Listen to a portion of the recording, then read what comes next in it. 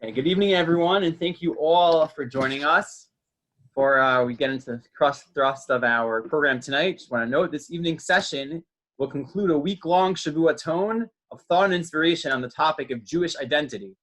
And all of our sessions have been dedicated by Esther and Craig Gutman in memory of Shimon Berglas, Shimon Aryeh ben Chaim Berglas, as well as by Alan and Risa Litwack in memory of Mo and Rose Litwack, Zechronam Livracha, Moshe ben Eliakim and Racha bat Meir Halevi, Zechronam Livracha.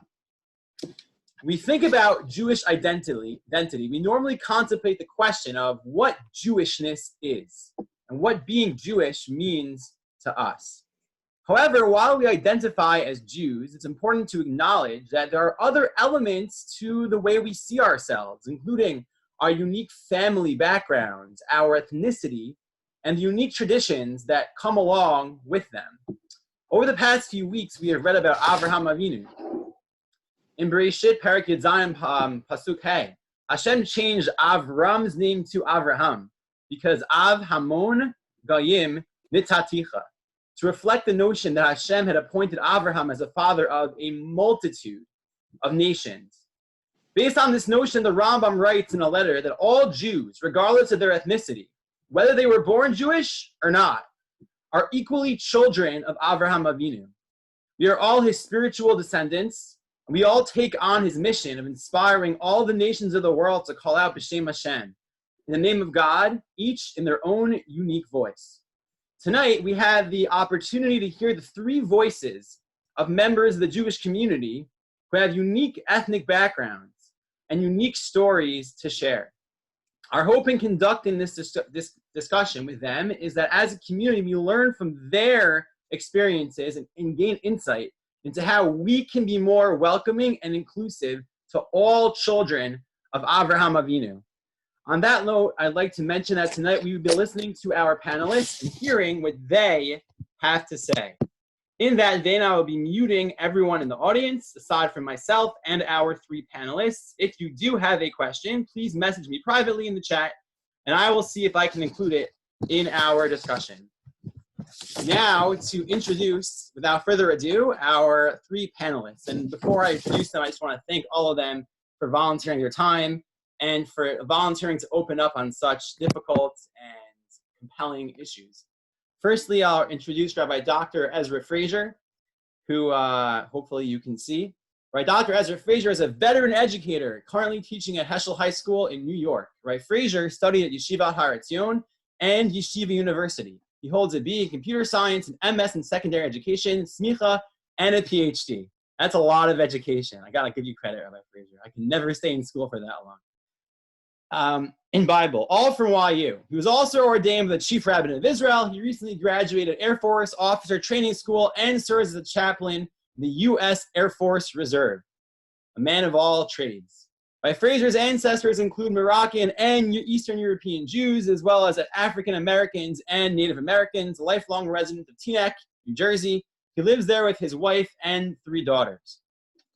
So that is Rabbi Frazer, and we're looking forward to hearing from you. Additionally, we have the privilege of hearing from Yejide Omotoso. Yejide is a university student at York studying political science. Yejide lives here in Toronto and is a member of the Sha'arei Shemayim community. Yejide was born in Edmonton and is proud of her Trini Nigerian heritage. And finally, we have Yitzchak Ben-Kohelet, also a member of our community. Yitzchak Ben-Kohelet grew up in Toronto in a non-religious yet very open household. After a period of searching, Yitzchak decided to learn more about Judaism and became observant. In his desire to contribute to society, Yitzchak decided to dedicate his life towards social services. He currently lives in Toronto, works as a coordinator for a food bank, and is pursuing a degree in social work. Yitzchak hopes to specialize in trauma counseling. Yitzchak's father's family originates from East Africa on the Horn of Africa, mainly from a county called, and I apologize if I mispronounce this, Djibouti. Was that good, Yitzchak? Hope so. Anyways, again, thank you all so much for your participation. It's certainly not an easy thing to open up about one's personal experiences, and we are all very appreciative that you have agreed to do so, and you have taken your time to do so. So now that we have introduced our wonderful panelists, I'm going to begin our series of questions. And I hope to give each panelist 5 minutes to respond to each question. Our first question is more introductory, and it is as follows. Can you please tell us about your experience in the Jewish community and how your ethnicity specifically affected that experience? And we'll begin with Rabbi Frazer. Thank you very much, Rabbi Bergman. It really is a pleasure to be here. I visited Canada a couple of times in Montreal, as well as the West Coast in Vancouver. I've never been to Toronto in person, but at least now I get to visit Toronto on Zoom. My background, in many ways, is what you'd consider a typical modern Orthodox background. I grew up in Teaneck, where I still live today. Went to, modern Orthodox day schools for elementary school and high school. As Rabbi Bergman mentioned, I went to a yeshiva in Israel, which is sort of a standard religious Zionist yeshiva has there, Har Etzion, and then I was at YU for many years. And you can tell just from seeing me, in terms of my own skin color, I don't particularly stand out either. It happens to be that my father is a convert of sort of mixed racial background, primarily grew up identifying as African American. And so I grew up sort of in this vibrant modern Orthodox Jewish community, looking just like everybody else, but being aware that I had a non-Jewish sounding last name and that I had this whole background that people who knew me knew about. But if you didn't know me, you wouldn't have any reason to think that I had any sort of a different background than anyone else. And from time to time among my friends, let's say in elementary school or high school, I really enjoyed the fact that I thought I had this sort of exotic background that not everybody else had. At some point in middle school, we had this class project where each kid had to come in and talk about their family background, and it was usually how their family came to America. My classmates were mostly Ashkenazic, so almost every kid was, my family is from either Poland or Russia or Germany or one or two other places in Europe, and either right before the Holocaust or as a result of the Holocaust, my grandparents came here, and now here I am. And for me, it's like, well, actually, that's my mom, who was born Jewish, is half Sephardic, half Ashkenazic, so that itself was exotic, that I had a Moroccan grandmother. And then on my dad's side, that was even more exotic, that I had these different ethnic groups and racial groups that I was descended from. And a lot of my friends thought it was cool. It was only sort of occasionally from time to time that I'd realize this actually made me different in a meaningful way. One example that stands out is, again, in middle school, I believe it was 8th grade, we were learning about the civil rights movement, and they showed us this very powerful movie, Mississippi Burning, that deals with some of the struggle for civil rights. And, we saw this movie, we had some lessons in class around the same time about key dates, and I'm just sort of sitting there doing the math and realizing, well, if my dad was born in the middle of the 1940s, and if segregation persisted until the 1960s, and my dad grew up in the South, that must mean he grew up under segregation and probably couldn't go to the schools white people went to. And so I came home and I asked him about it, and my dad in general didn't love to talk about what was obviously a very sort of challenging and painful part of his life, but he said, yeah, it's true, I grew up going to segregated Negro schools until at a certain age, a certain part of his childhood, his family moved to Illinois. But until then, yeah, he grew up under segregation. And here and there were times we spoke a little bit about how when he was sort of in his early 20s during the civil rights movement, he went back to the South to try to help volunteer with a movement of registering Black voters. There were other times here and there where, you'd hear in the news something about racial profiling and how that impacted the Black community. And I'd never been racially profiled by the police myself because I don't look any different than most other white people that I know. But I do know that I have a first cousin, my dad's nephew, who has been profiled like that. And so it felt a little more personal to me than maybe it felt to other people in the community. And so as we approach tonight's topic, I think, my experience is sort of one step removed from what some of the other presenters have. I don't have the experience of personally suffering from having people look at me in a way that implies I don't look like I belong in the Jewish community. But here and there, there'd be these moments that I think we'll talk about more as the program continues, where there'd be this little bit of sensitivity that maybe I have because of my awareness of my own background that other people might not even appreciate that I experience. I think in this context of a saying the rabbis have where they say that you're not supposed to say anything potentially hurtful about a convert's family's ancestry, even for 10 generations. Even several generations after the person who converted, you could still have someone who's aware that his family came from a certain background. If you say something that could potentially rub someone the wrong way about that background, this person could really be hurt by it. And so, that's, again, my experience where ostensibly I grew up, quote unquote, normal, except that I had this background that in a way was cool and exotic, but also could make me somewhat more sensitive to things in ways that people would not realize. Okay, thank you so much, Rabbi Frazer, for sharing. Fascinating. Yitzchak Ben-Kohelet, if you wouldn't mind sharing a bit about your experiences in the Jewish community and how your ethnicity and your background has affected that experience. So thanks for having me. I'm glad I could contribute in some way to this panel. So like Rabbi Bergman said in my introduction, I'm from Toronto. My father's from East Africa. His family's originally from East Africa in a country called Djibouti, got it correctly. And my mother's actually, her family's from the British Isles and from non-Jewish descent. So I have a very interesting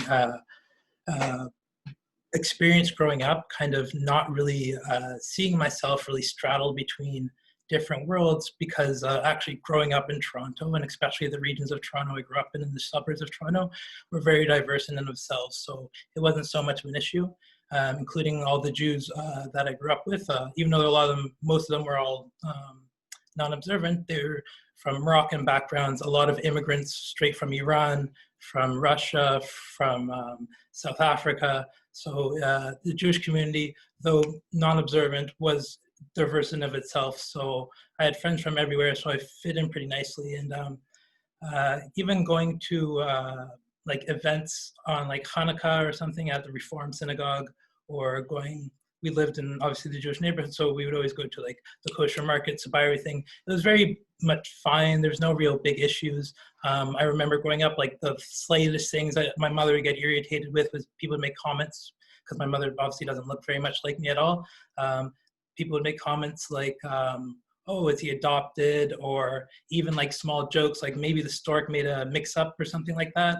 So like there was like slight things, and I noticed my mother would get annoyed, and I didn't really pick up on them growing up because it wasn't so blatant until later on. I kind of internalized why it was such like a big deal for her, those comments, because of obviously like I'm her son, and regardless of the way I look, I'm still part of her blood.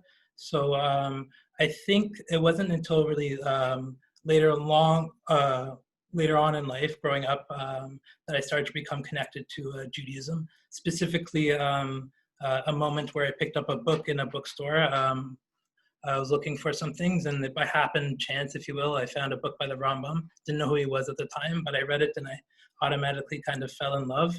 And since then, I've been on a beautiful journey, trying to find myself within the Jewish community, trying to find myself and just find myself in general.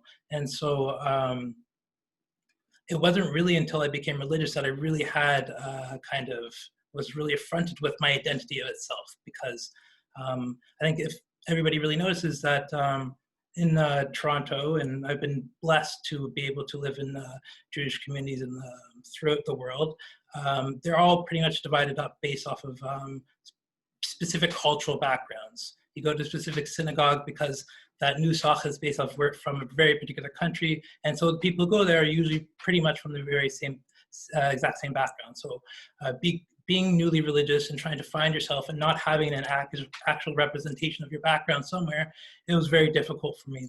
So I spent a lot of time moving around, and I was very blessed to experience a multitude of different Jewish communities.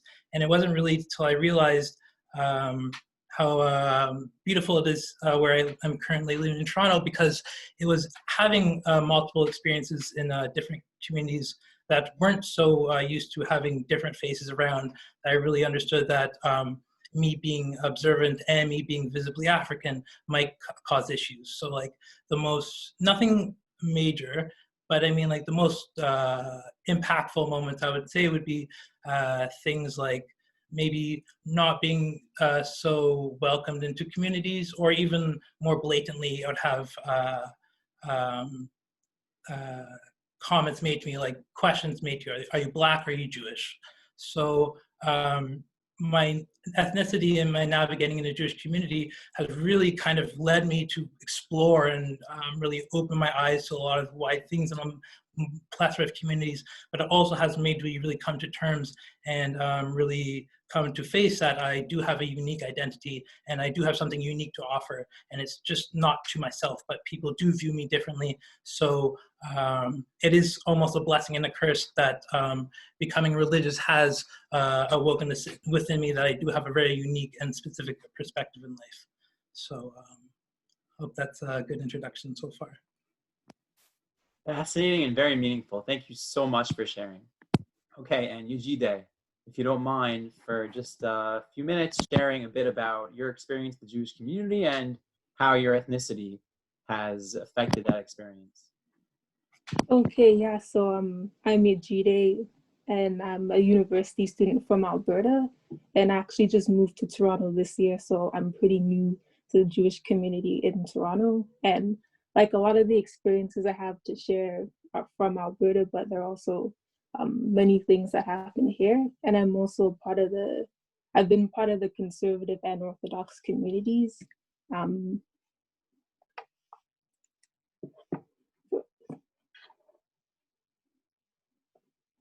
So just a second, sorry, not bad. Okay. So coming to Toronto, I actually find the community here a bit more welcoming. And so the best experiences I've had so far in places where I come in and people they automatically assume that I'm Jewish just like everyone else. And a lot of other Black women I know would share the same views, where like the best possible experiences they can have are just being treated as an equal and not being questioned about their identity.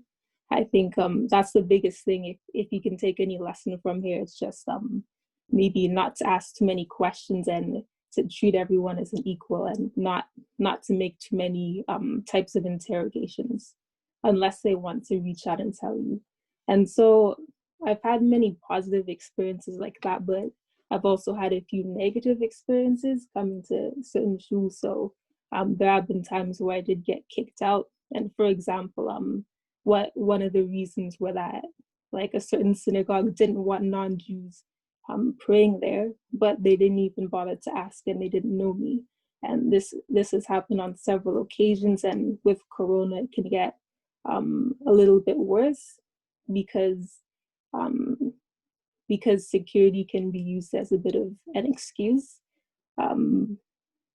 But yeah, there are a variety of different experiences that there are to talk about, and this isn't always the case, but a lot of it is just about prejudice, and yeah. Thank you, Yejide. And I know that's not easy to share, but we really appreciate it. On that note, for our next question, so we're looking to grow here, looking to improve, we're looking to make things better and learn how we can do that. And the Torah warns, I'm going to mention a positive commandment that we have and a negative one. On the one hand, we have a commandment of ahavat ger, a commandment to love. Ger can be translated as convert, but can also be translated as a stranger. And although there is a mitzvah to love all people and all Jews, the Torah specifically commands us to show an extra degree of love toward people we may not know and who may look different. And similarly, there is a prohibition against ona'at devarim, a prohibition against verbally using our words to hurt people's feelings and make them feel uncomfortable. So on that note, I know you've spoken to these experiences already, but my two questions which go together are, number one, what challenges have you or your friends and family encountered when visiting new communities, and how can we fulfill this notion of loving a stranger better? And similarly, what phrases or conversations have you had that have rubbed you the wrong way or made you feel uncomfortable or hurt your feelings? And what types of words and can we be more careful about not sharing when we speak to people who may look different? And we'll start with Yejide first. Yejide, if you don't mind speaking to those two questions. Yeah, so to answer your first question about certain comments that people can make, like you'll have a wide range of comments that may be a bit inappropriate. So you can have something from go back to your country, you don't belong in the synagogue, get out, and things as small as, you know, is your mother Jewish? Where are you from? It just gets a bit annoying. But I think the most important thing is that if someone is witnessing something like that happen, they should speak out and say something, because it can really push people away. And I do know many Black women, because of those small comments that they get on a day-to-day basis, they have told me that they don't want to come back to shul, which is really unfortunate. And because diversity and multiculturalism is always a good thing, and it can always help other people be more accepted at shul. Another thing I'd like to bring up is the presence of security in synagogues. So when a newcomer visits a new synagogue, it can actually be a bit stressful because of the security presence there. And it's ironic because security exists to make people feel safe. However, a lot of people of color and people who may look a bit deviant than what we normally see actually feel more unsafe because of the security there. It means that every time you visit a new temple, you will get interrogated. If you have a bag, you're likely to have your bag searched. They will ask inappropriate questions. And so I think that one of the ways we can make certain places more welcoming is to maybe train staff in security not to see people of color as a threat, but to use the same protocols as you do with any other stranger that might be coming in, even if they blend in with the group. And this isn't just something that's happened after COVID, it's been happening for quite a while, especially with the current political climate, it becomes necessary. But I think it's also important to be a bit more conscious of the way you deal with people and make sure that you're treating everyone equally who's coming in. So yeah, that's my piece of advice.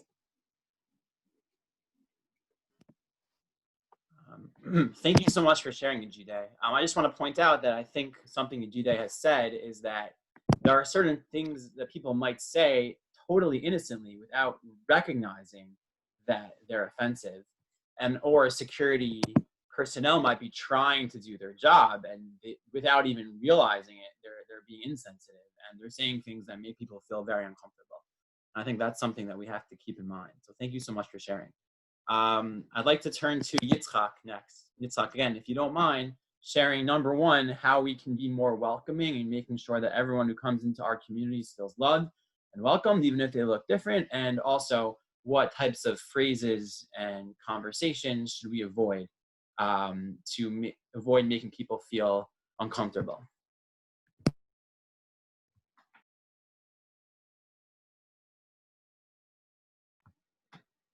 Yeah, okay, great. So actually, sorry. I'd actually second a lot of the things that Yejide just commented on.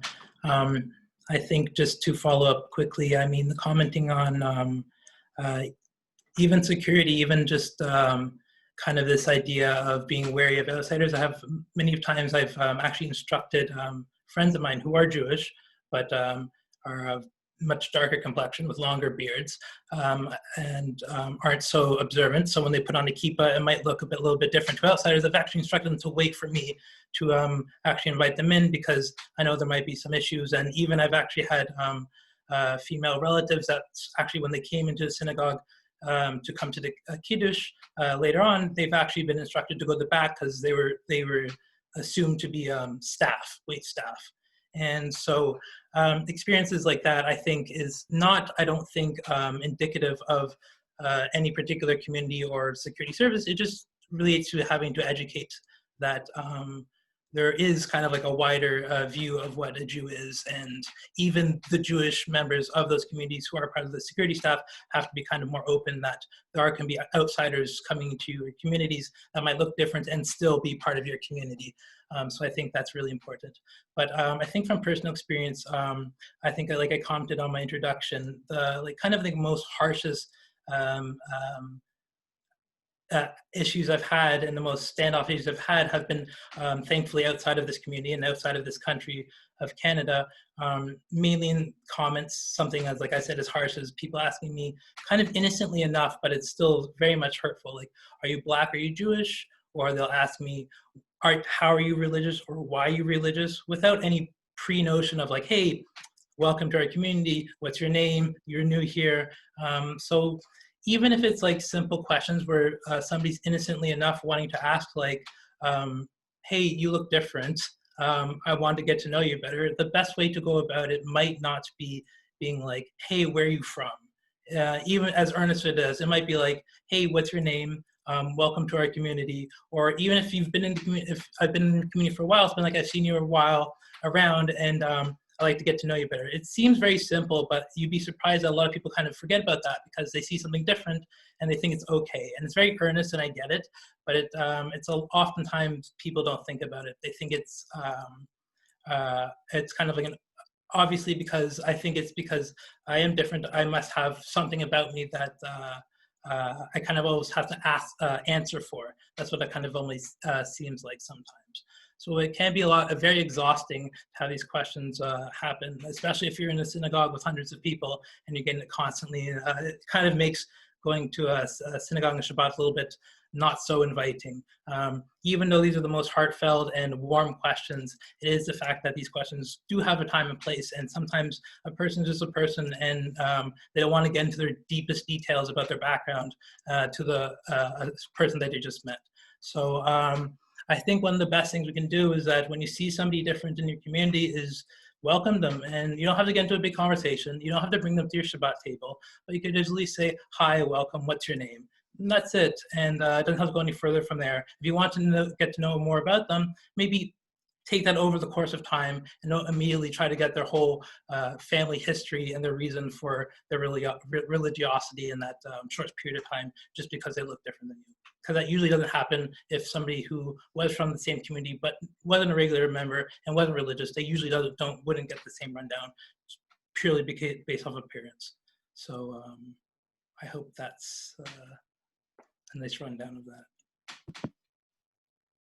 Thank you. That was very meaningful. And I think sort of this notion that sometimes the smallest things make a huge difference. Sometimes simply saying, hi, how are you? Nice to meet you. Shabbat Shalom. Without asking anything else, just saying hi goes a really, really long way. So thank you for sharing. And finally, for this question, I want to turn to Rabbi Frazer. If you can please, Rabbi Frazer, share any recommendations you have, again, on how we can be more welcoming and make sure everybody who comes into our communities feels comfortable and fulfill this notion of ahavat hager, and also how we can be more careful to avoid the trap of ona'at devarim.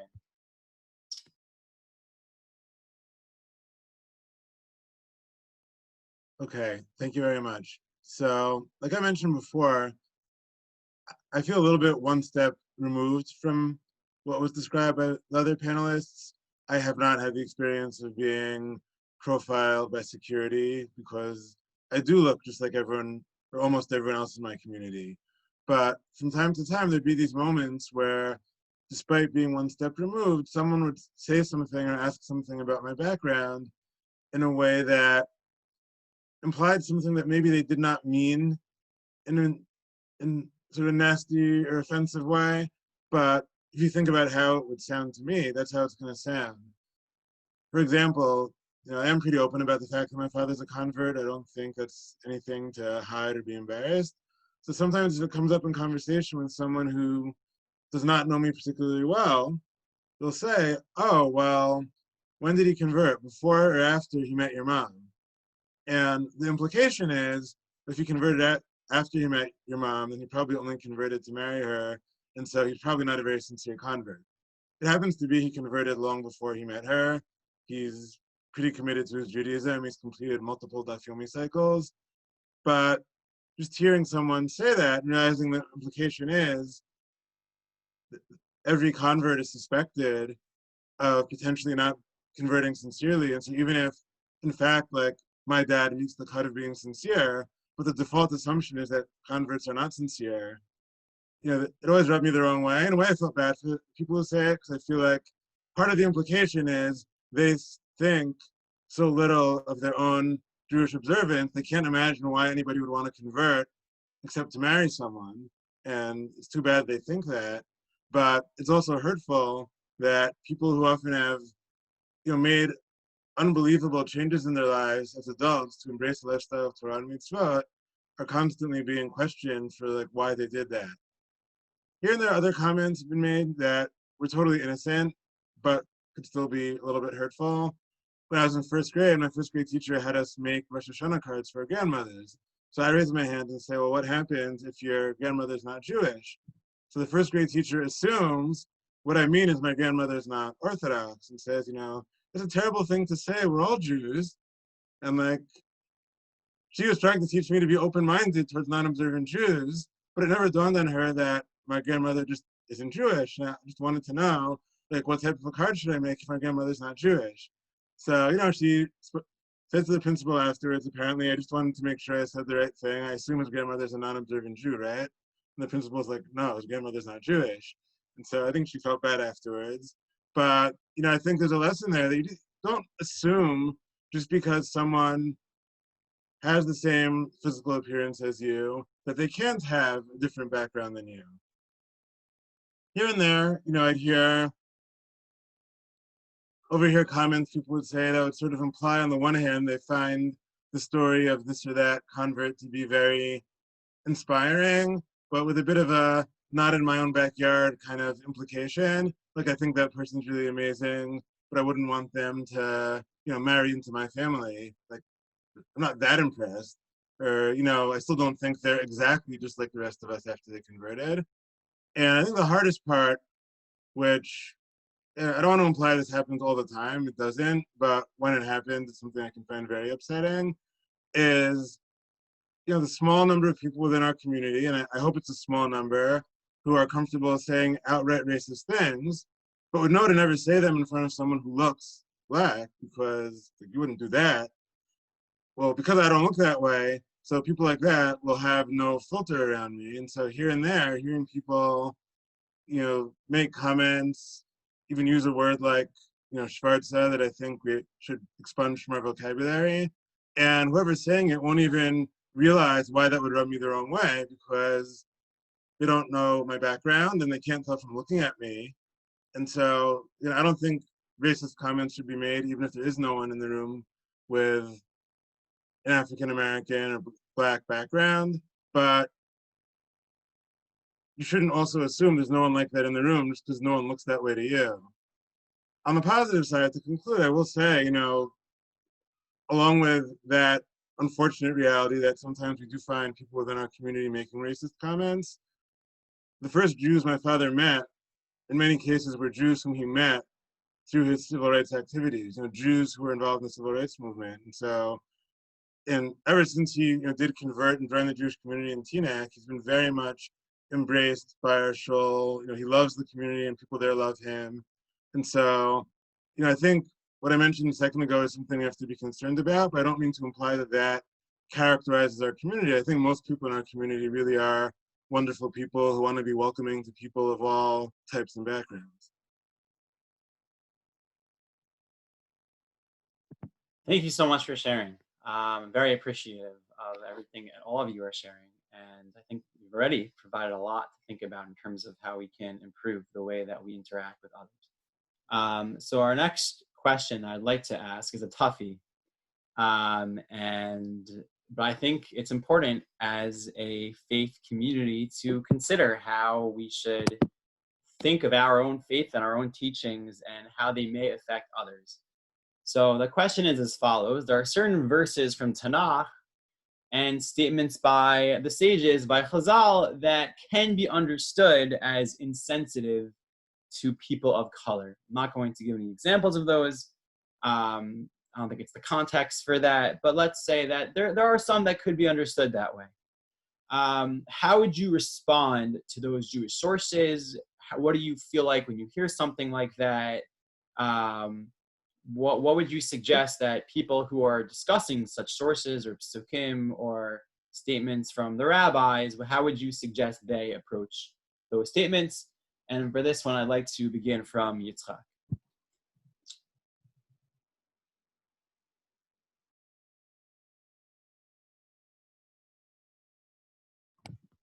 Okay, yeah, thank you. So it's definitely a biggie, but I'm privileged enough to have many chachamim, and many of them are from a variety of different edot, a variety of different communities throughout the world. And actually, a large percentage of them are actually much darker than I am. So when I presented this concept to them, trying to get some wisdom out of it, they pretty much said there's two ways of approaching this. You can either, there's two rational ways of approaching it at least. You can either compartmentalize it and say, you know, the Chachamim, they were living in their era and they had their views of their era, and that's just the way things were back then. And we just kind of leave it like that and we just kind of move along. And that's perfectly fine, and it's legit, and it's perfectly a rational way of viewing things. Another way is actually looking at the text and saying that, well, maybe what they're saying isn't correct, and it doesn't mean that they're incorrect, but maybe there's something about what they have and the wisdom that they had was kind of missing or lacking, and there's something that we could add on to it. And I think that that's part of the beauty of our Masorah, the beauty of our living tradition, is the fact that we're able to look at our text critically, and our Chachamim, we can enter into a living dialogue with them. That makes what our tradition such a beautiful thing, that even if there's things we disagree with, we don't just throw it away. We look at it, we engage with it, we dissect it, we take what we know today and what we've learned through over the years, and we go back and we enter in a living dialogue with our sages. So when we come across, I think, these hard things, especially things that would affect one personally, it could be anything. It could be about color, it could be about sex, it could be about gender, it could be about race, it could be about your religious status. When you come across these hard texts, I think it's one thing to appreciate the Masorah and say, okay, that's the way it is, and I'm just kind of going to move along. But I think there's something beautiful in engaging with it in a meaningful way. And I think we do, in fact, stand on the shoulders of giants. And I think what that means is that we have to learn from what they can teach us, and we also have to learn from maybe their shortcomings and their mistakes, that we can build upon it and build a Masorah to a much greater tool and a greater method of viewing the world for the future. And it's not just a static system that we have to adhere to blindly. So I think when it comes to these hard texts, I think it's actually a beautiful thing to engage with, and it's a beautiful opportunity to really test the limits of our abilities to engage with our Masorah, and the breadth of our Chachamim and the wide variety of these texts. Because even though there might be some harsh words against people of a certain sector, our people are so wide that we have Chachamim of the exact same sector preaching beautiful things. So there's always this balance, and there's always this dichotomy that we can just learn from if we just engage with the text honestly and critically, and not just brush it away from as it's something from the past. Thank you so much for sharing.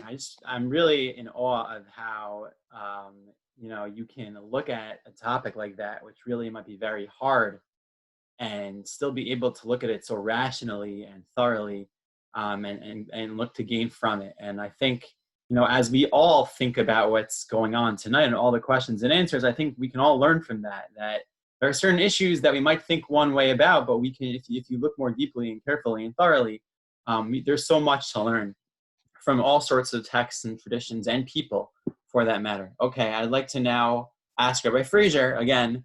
The question was, how would you deal with statements from the sages or psukim even in Tanakh that seem to be insensitive to people of color? Thank you very much. I think this is certainly a very important topic to discuss, and thank you to Yitzchak for your insights to it. I think now's the point to mention in terms of my own biography that, as Rabbi Bergman mentioned earlier, I currently work in a pluralistic school, which means most of my students who I'm studying Tanakh and Gemara with are coming from all kinds of different levels of observance, different cultural backgrounds. And for most of them, these ancient texts can potentially feel very foreign. And if we broaden the question a bit, it's not just about how there are statements that could rub someone the wrong way because of race, but statements about women that assume women are not as well educated, statements that assume things about entire groups of non-Jews. And one of the things I often do to somewhat diffuse that is at the outset, when we're about to read a text, I'll say, listen, I just want to acknowledge, in this class, half the students here are female. This text is going to contain language that assumes certain things about the different genders. This text was written 1,500 years ago. Let's just keep that in mind. And let's try to see how, despite the fact that this text was written 1,500 years ago, and therefore might make certain assumptions that are different than the assumptions we have today about that particular issue. Let's say in that case, the example that I gave, the assumption that women aren't well educated or women don't work outside the home. Let's see what messages and meaning we can find within this text that still could speak to us today, still could be meaningful for us today. And I think if you don't do that, you wind up going to one of two extremes, both of which are problematic.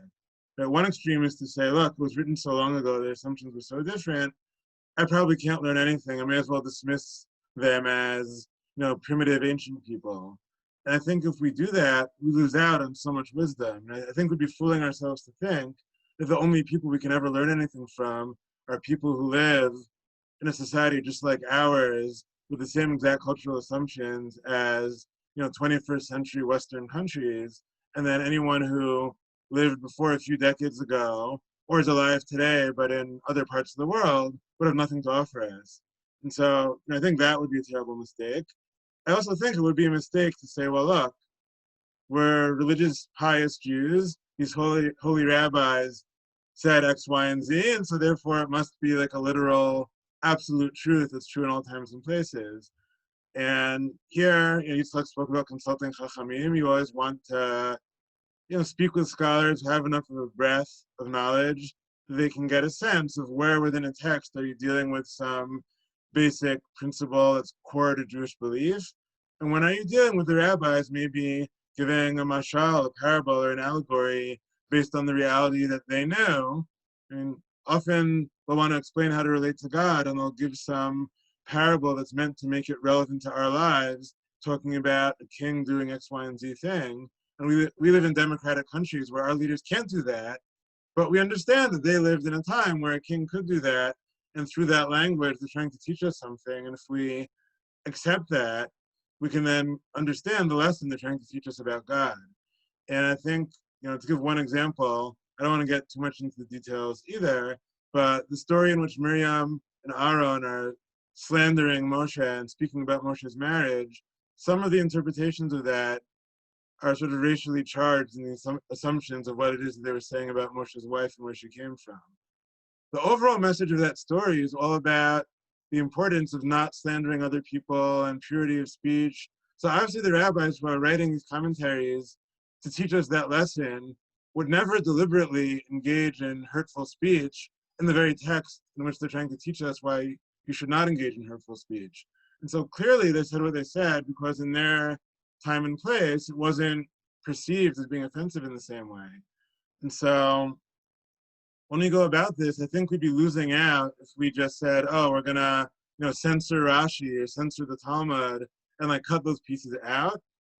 But when we read them, I think it is important to acknowledge how they can sound. When I was in yeshiva, and I'm sure the other rabbis here can relate to this, you're reading whatever page of Talmud you're reading. You don't even think about what it would sound like to someone outside of your yeshiva setting to hear the case you're discussing. It might be a case involving something being, done to a slave, and the fact that in that piece of Talmud it's assumed that slavery is a part of life. It might be some other thing like that. And just be aware, if you're in a broader community setting, that there may be someone to whom that particular line about the ethnic or racial origin of Moshe's wife could sound hurtful, and to acknowledge that. You can still study the text, but acknowledge how that might sound to someone and say, we have to keep in mind, like, the rabbis who wrote this lived, depending which commentary, 500 years ago, 1500 years ago, and we're still going to understand what they're trying to teach us. That doesn't mean that we should repeat that same comment verbatim in our own speech today and pretend that we're being wonderful, kind-hearted people emulating the rabbis, when if they were around today, they probably wouldn't have phrased it in that way. Thank you very much. That was very astute and scholarly. And I think sort of what you're speaking to, and Yitzchak's speaking to also, is this notion that of gaining from ancient texts and ancient traditions is part of who we are. And I think that's sort of what we're doing now, just sort of building on our perspective on these issues. And finally, again, for this question involving hurtful statements or potentially hurtful statements about race from Tanakh or from the sages, I want to turn to Yejide to address how she would recommend reacting to such statements and teachings.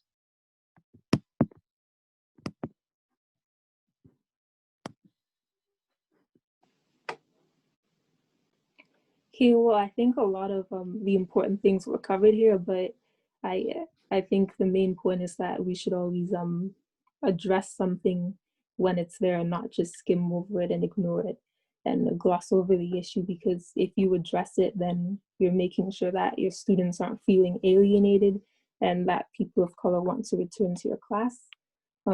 Because for a lot of people, Torah study can be a sort of spiritual escape from the day-to-day discrimination that they face.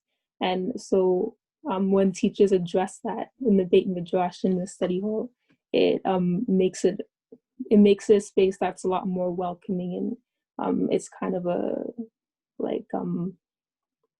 it's kind of a safe space for people of color in a way. Thank you. Okay, so we're now up to our final question, and it's also a difficult one, but I guess that's why we're here, to deal with difficult issues. So unfortunately, for various reasons, racism has been in the news pretty frequently recently. And the Torah has a command of bi'arta hara mikirbecha, of ridding the evil from in our midst. And actually, the Talmud says that if a court sees something evil happening in their presence, although normally there are certain procedural rules they have to follow to prosecute anyone, it happens right in front of them, they can do something about it to stop it.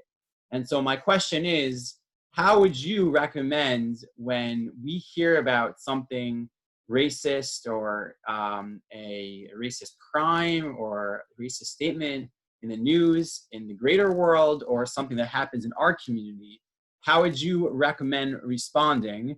And I'd also like to add that often people don't know exactly what to do, or often we hear something happen and we don't know, like we're offended, but how should we react? And so if you have any practical solutions or steps we can take, specifically given, taking into account how, from your experience, you react when something like that happens. So I'd like to start with Rabbi Frazer. Thank you very much again. I want to focus specifically within the Jewish community, and I want to share something that happened in my community in Teaneck. It feels like yesterday. It was the last time I was in a particular synagogue in my community in a large gathering, pre-COVID. So I guess that means it was probably around February of last year.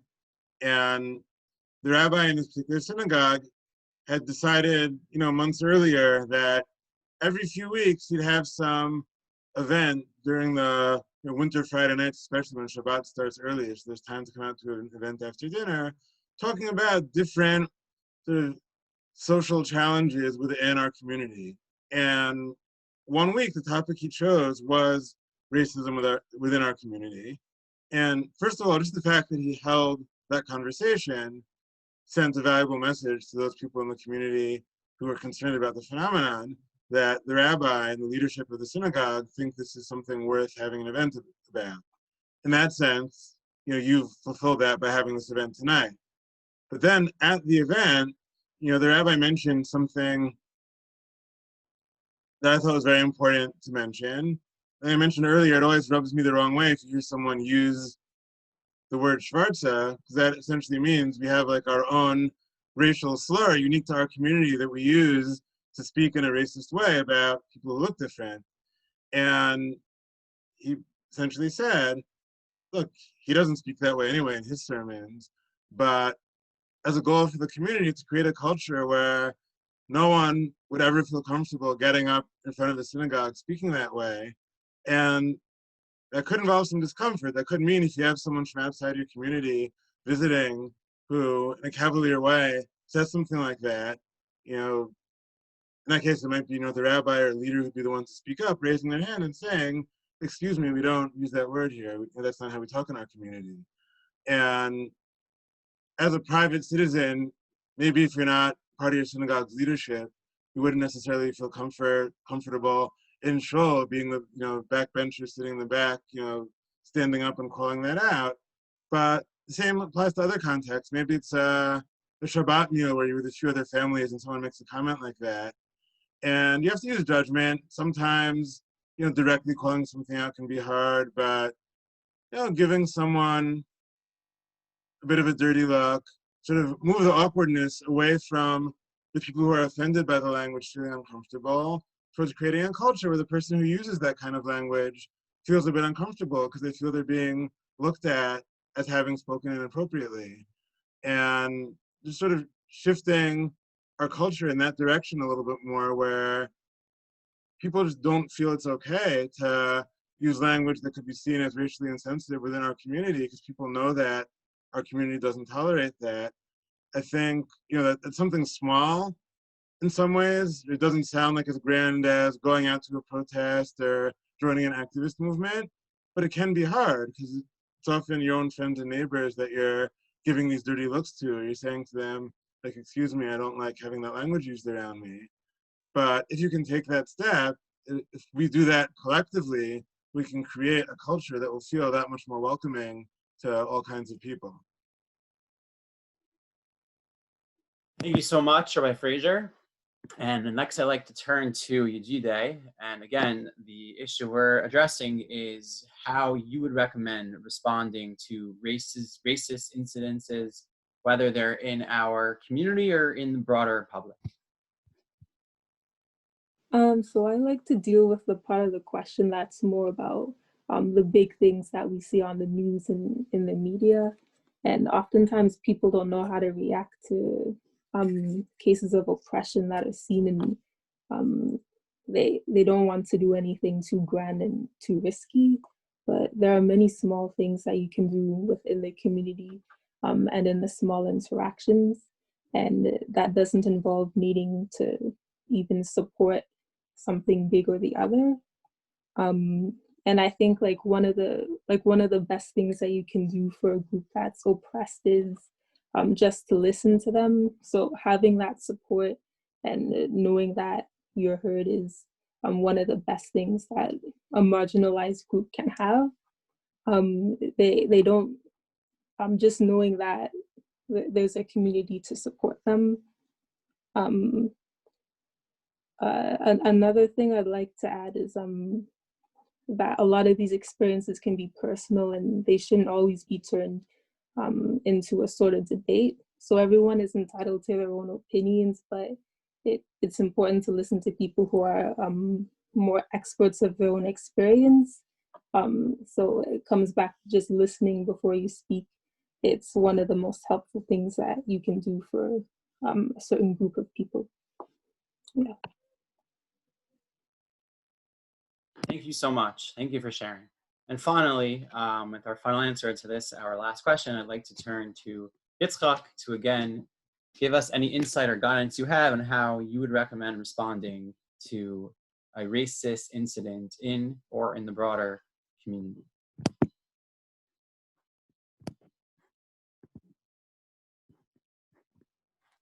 Wow, so those are some beautiful answers, Baruch Hashem. I think that it's important to note that it is frustrating, but I think it's really, really important to remember that if somebody does feel frustrated when they do see these things and they don't know how to act, I think that's a beautiful first step. I think that if you empathize and feel the plight of somebody else who you're completely disconnected to, outside the fact that you recognize that they're human and you're human, and suffering, pain, and struggle is universal, I think that's extremely important, and you shouldn't let that go. I think to relate it back, we have a fundamental teaching in our Torah right at the beginning that all of humanity, everybody's Tselem Elohim, made in the divine image. So I think if you do see injustice against an individual, it should be an existential crisis. It should be a crisis of faith. It should affect every Jew. And specifically, I think it shouldn't go without saying that it doesn't matter where you're from in the world. It doesn't matter what your community, where your Eidot, what your Nusach is. Everybody has a family or part of a community that, in at least a generation removed, has been faced with marginalization, oppression, at the hands of the state or at the hands of individuals, blatant racism, anti-Semitism, discrimination. So when we see these things manifest in other marginalized communities, it should make sense, and it's rational that we would want to do something and change it, because it should feel like it should hit home, because if it happens to one minority group, there's no reason why it couldn't happen to us, and it has happened to us. So we should be at the forefronts of stopping these things. Now, how you go about doing that aren't necessarily these, I don't think necessarily grand gestures of protests, or you have to go into poverty by donating all your possessions to help fund a cause. But I think it's something like simple as what we're doing now is opening dialogue. And like what was said before is when there is a serious situation that you are affected by, is actually listening and engaging in what people who are affected have to say. And even if you feel far removed, I think I think the point of this discussion today has to say is that as being part of the Jewish people, we're a part of a massively diverse, it's beautiful that we span every single continent, multiple languages, and we all are united as one people. So even if we see something in the news that we don't think we're affected by because it's happening far off in the world, or it's being affected by a certain people group, I can guarantee that that issue is being affected by some Jews somewhere.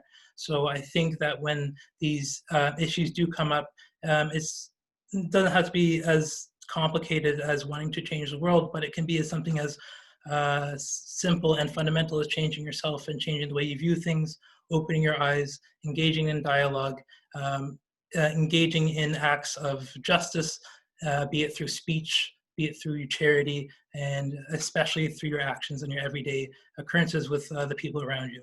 We are supposed to be an Or L'Goyim, and I think we can really do it. So, yeah. Thank you so much. Before we sort of close, I want to again really thank Yitzchak and Rabbi Frazer and Yejide for opening up to us, for sharing your thoughts. I found this so incredibly meaningful and profound, and I am sure everyone else did as well. And I just think this very fact that we can sit together and really confront very difficult issues and in a constructive way to inspire us to be better is such a Kiddush Hashem. And may we continue to be Mekadesh Shem Shemayim, to sanctify the name of heaven, and continue to be Mekayim, all these mitzvot we have of making everybody feel welcome and feel proud of who they are in our communities. It is about 1 hour, so I just want to end by just mentioning again, by the way, I didn't think I introduced myself tonight. My name is Rabbi Sammy Bergman from Beit Midrash Zichron Dov. This is the last part of our week-long Shavua Tona on Jewish thought and inspiration. I found it very meaningful and inspiring. Thank you all of us for joining and taking your time. Thank you, Bayit, and Shari Shemayim for joining us in making this happen. And thank you all so much for joining. It is about 9 o'clock. If the panelists are willing to, and people have a question or two, you can chat to me, and I guess we could see if anybody wants to address it. But otherwise, I want to thank you everyone for coming. Shabbat Shalom, and have a wonderful night.